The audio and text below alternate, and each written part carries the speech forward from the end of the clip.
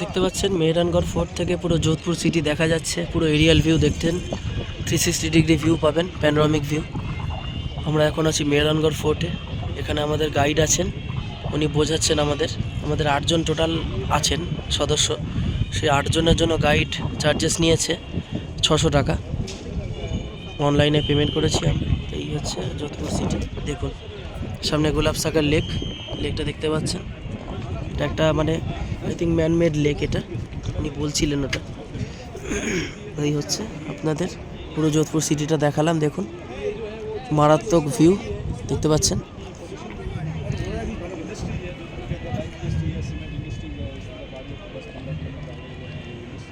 Total আপনি blue city, কারণ এখানে ওনারা বললেন যে গাইড বললেন যে এখানে গরমকালে রাত্রির 12টা-1টা অবধি গরম হাওয়া দেয়, তাই জন্য চুনের সঙ্গে যখন নীল রঙের মিশিয়ে ব্লু স্টোন করে ওই নীল রং করা হয় যাতে ঠান্ডা থাকে ঘর। কারণ এখানে তো সবসময় রেড স্টোন পাওয়া যায় না, রেড স্টোন অনেক দামি, তাই জন্য ব্লু স্টোনের করে ওরা। দেখুন পুরো যোধপুরকে ব্লু সিটি বলা হয় এই কারণে, সব ঘরগুলো নীল রঙের। সেমনি জয়পুরে গেলে আমরা পিঙ্ক সিটি দেখতে পাবো, ঘরগুলো পিঙ্ক কালারের দেখতে পাচ্ছেন এখানে। এই হচ্ছে পুরো ব্লু সিটি মেহরানগড় ফোর্ট থেকে। আর মেহরানগড় ফোর্টের উচ্চতা হলো 120 মিটার, পাথরের ওপরে, রক পাথর মানে শিলা পাথরের উপরে তৈরি।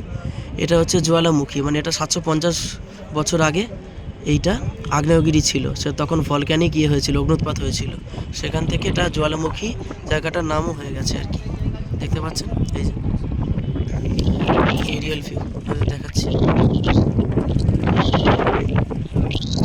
ভিডিওটা কেমন লাগলো জানাবেন, অবশ্যই সাবস্ক্রাইব করবেন, লাইক আর শেয়ার করবেন।